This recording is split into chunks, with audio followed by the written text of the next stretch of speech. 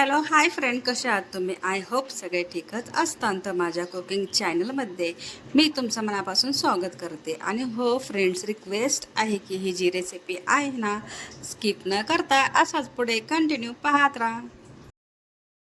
रेसिपीला सुरुवात करण्याच्या अगोदर तुम्ही माझ्या चॅनलला सबस्क्राईब केलं नसेल तर प्लीज माझ्या चॅनलला सबस्क्राईब करा आणि जेवढं होईल तेवढं शेअर आणि लाईक करायला विसरू नका. तर मी तुमच्यासाठी एक रोज नवीन छान छान अशी रेसिपी घेऊन येत आहे. आजही घेऊन आलेली आहे. चला तर मग वेळ न घालवता रेसिपीला सुरुवात करूया. तर तुम्ही थंबनेलवरून किंवा टायटलवरून ओळखलंच असेल की आज इथं आपण कोणती रेसिपी बनवत आहोत. आणि हो, ही रेसिपी जी आहे ना, जुन्या पद्धतीची आहे. कारण काय होतं की काही काही रेसिपी अशी असतात की ते नव्या पिढीमध्ये जुन्या रेसिपी विसरून जातात. ते तुमच्याशी मी इथं शेअर करते. तर सर्वात आधी आपण इथं काय केलं आहे, जवळपास इथं घेतलेलं आहे अर्धा पाऊण किलो इथं मी बेसन पीठ घेतले. आणि बेसन पीठ इथं मी काय केले, चाळून घेतले. आता चाळल्याच्या नंतर ह्याच्यामध्ये थोडीशी हळद, आता हळद का टाकली ते तुम्हाला सांगते. ज्यावेळेस आपण लाडू बनवू ना, त्यावेळेस पांढरं दिसतं, त्यावेळेस काय होतं की रेसिपीचं थोडंसं जी कलर डाऊन झाला ना, तर मनही नाराज होतं की, आणि कलरफुल रेसिपी असली ना तर खूप सुंदर वाटतात बरं का. त्याच्यासाठी इथे मी काय केले, थोडीशी हळद ॲड केली. त्याच्यामध्ये चवीपुरतं नॉर्मली मी ते मीठ ॲड केले. आता ह्याला काय केले, थोडं थोडं पाणी घेऊन असं गठ्ठ असा गोळा तयार करून घेतलाय. आणि हे जे पीठ असतं ना, सर्वात चिकट पीठ असतं, त्यासाठी काय करायचं, थोडंसं ना तेलाचा पण हात घ्यायचा आहे जर तुम्हाला तसं वाटलं काही तर. नाहीतर काय करायचं, एक गोळासारखा मळून घ्यायचा. ह्याला 10 मिनिटासाठी ना आपण रेस्टसाठी ठेवूया, जेणेकरून हे जे पीठ आहे ना, ह्या पिठाला ना असं चांगला मऊपणा येईल ह्यासाठी. तर 10 मिनिटाच्या नंतर इथे मी काय केले, मस्त पोळी अशी काढायला घेतली. तर पुऱ्या पण अशा पद्धतीने बनवून घ्यायच्यात, जेणेकरून तुम्हाला तळायला प्रॉब्लेम येणार नाही. तर तुम्ही इथं पाहिलं असेल की मी कशा पद्धतीने इथं पुऱ्या म्हणजे बनवून घेते. तर तुम्ही इथं मला म्हणता की एवढं कष्ट घेण्यासारखी शॉर्टकट फॉर्म्युला यूज करायचा ना. पण हो, शॉर्टकट फॉर्म्युला आपण प्रत्येक वेळेस आपण तर यूज करतोच. पण अशा काय रेसिपी असतात की ज्या पारंपरिक पद्धतीने आणि हो इतक्या छान पद्धतीने आपल्यासमोर येतात ना, ते रेसिपी बनवायला आपल्याला भाग पडतात. तर हे रेसिपी ही तशी आहे. आतापर्यंत आपण बरेच ऐकले असेल की दामटेचे लाडू. आता दामटेचे लाडू म्हणजे कसं असते की त्याला थोडीशी मेहनत असते.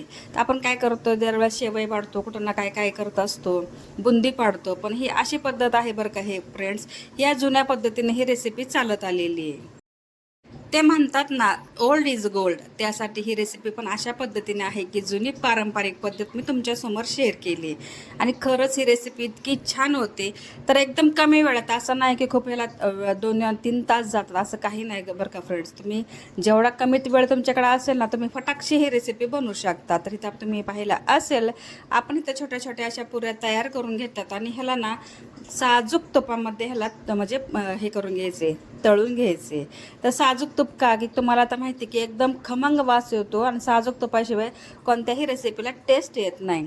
म्हणजे तुम्हाला आवडीनुसार, जर तुम्हाला तेल आवडत असेल तर तुम्ही तेल यूज करता किंवा साजूक तुपही यूज करू शकता. तर इथं ऑलमोस्ट जे माझ्या काय पिठाच्या भरपूर असे जे झालेत ना पुऱ्या, ते छानपैकी झाल्यात. आणि ह्या मी काय करते, थंड होण्यासाठी ना ह्याला 10 ते 15 मिनटासाठी साईडला ठेवून देऊया. आणि 10 ते 15 मिनटं झाल्याच्या नंतर तर मी काय केलं, हाताने म्हणजे चुरायला घेतल्यात ना, एक इझिली ह्या चुरल्यात. म्हणजे अजिबात ताण नाही, डोक्याला टेन्शन नाही, अशा पद्धतीने ही रेसिपी झाली आहे. तर तुम्ही तर पाहिलं असेल की ह्याला काय करते, छोटे छोटे तुकडे काय करून घेते की जे आतले गरम काय राहत असतील ना, ते पण हे थंड होतील. आता आपण हाताने तर चुरून घेतोच आहे, पण हाताने पण चुरू शकतात. पण काय करायचंय, दिसण्याला खूप महत्त्व आहे हो. त्यासाठी काय करायचंय, मिक्सरमध्ये ना बारीक भुगा करून घेतला की एकदम उत्तम छान असे मोठे मोठे तुकडे वगैरे राहणार नाही. ऑलमोस्ट आपले जेवढे काय आहेत ना, ते पापड सगळे चुरून झाले ते. आणि थंड झाल्यात. थंड झाल्यावरच आपल्याला हे मिक्सरमध्ये घ्यायचेत. कारण काय माहिती आहे का, एक चिक्कलसारखं म्हणजे चिकटपणा यायला नको. त्याच्यासाठी काय करायचं, पूर्ण थंड होऊ द्यायचे आणि नंतर मिक्सरमध्ये बारीक करून घ्यायचे. तर आता कशा प्रकारे बारीक केले हे तुम्ही पाहू शकता. एकदम हाताला रव्यासारखं लागेल अशा पद्धतीने आपण काय करायचं, ह्याला मिक्सरमध्ये बारीक करून घ्यायचे. फार काय बारीक करायचं नाही, कारण आपला अशी टेस्ट हवी की जेणेकरून लाडू एकदम खमंग लागले पाहिजे. आता मी काय केलंय, सगळे जे पापड आपले आहेत ना, तर मिक्सरमध्ये बारीक करून, म्हणजे दामटी चे लाडू बनवते ना, दामटी इथं झाली आहे आपली. आता मिक्सरमध्ये सगळं काय बारीक करून घेतले. आता ह्याच्यामध्ये ना ड्रायफ्रुट्स जे तुम्हाला हवे ते टाकू शकता, पण आता मी जे टाकलं ते तुम्हाला सांगते. इथं मी घेतलेत काही मनुके, काजू, बदाम, त्याच्यासोबतच मगज बी आणि थोडीशी इलायची पावडर. आता हे सगळं एकत्र करून ठेवायचे. आता आपल्याला चाचणी बनवायची, तर इथं चाचणी कशा पद्धतीने बनवते ते तुम्हाला क्वांटिटी वगैरे व्यवस्थित सांगते. तर आपलं बेसन पीठ जवळपास अर्धा किलो पाऊण किलो होतं. त्यासाठी इथे मी काय केले, 2 वाटी इथे मी घेतलेली आहे साखर, अर्धी वाटी इथे मी घेतलेली आहे पाणी. आता हे सगळं ॲड केले. आता ह्याला चाचणी जी आहे ना, तर चांगला एक पाण्यामध्ये गोळा तयार होईल अशा पद्धतीने इथं चाचणी बनवून घ्यायची. तर चाचणी जास्त काही वेळ लागत नाही. त्यासाठी काय करायचं आहे, थोडंसं चाचणी आपण बघू शकतो चेक करून की ही म्हणजे सेट झाली का नाही ते. आपण पहिल्यांदा चेक केले त्यावेळेस ते एकदम लूज होती. हाताच्या म्हणजे साह्याने वर अशी धरली ते एकदम सुटत होते हातातून. तशी आपल्याला नको आहे, कारण आपला जी पाक आहे ना व्यवस्थित पाहिजे. तर 2 मिनिटाच्या नंतर मी काय केलं, पुन्हा चेक केलं. तर त्यावेळेस ना एकदम असे गाठ तयार झाले. म्हणजे तुम्ही इथं पाहू शकता छानपैकी साखरेचा गोळा तयार झाला. आणि साखरेचा गोळा तयार झाल्याच्या नंतर काय केलं, गॅसचा फ्लेम पूर्ण बंद करून मी काय केलं, आता ह्याच्यामध्ये आपण ओतून घेऊया. आणि एवढं लक्षात ठेवायचं की चाचणी ज्यावेळेस आपण बनवू ना, तर त्याला वेळ न घालवता गॅसचा फ्लेम बंद करून म्हणजे लवकरच लवकर काय करायचं आहे, आपण ह्या लाडूमध्ये जे आपण सेट करून ठेवले ना सगळं त्याच्यामध्ये ॲड करायचं आहे. आणि डायरेक्टली हात टाकायचा नाही आहे, चमचा घेऊ शकता. चमच्याच्या साह्याने पूर्ण काय करायचं आहे, पाक आणि जे आपण दामटे सगळे बनवलेत ना ते सगळं एकत्र करून घ्यायचे. तर तुम्ही पाहू शकता हे गरम गरम आहे तोपर्यंतच मिक्स होतं. थंड झाल्याच्या नंतर पाक जर सेट झाला तर आपल्याला व्यवस्थित लाडू बांधता येणार नाही.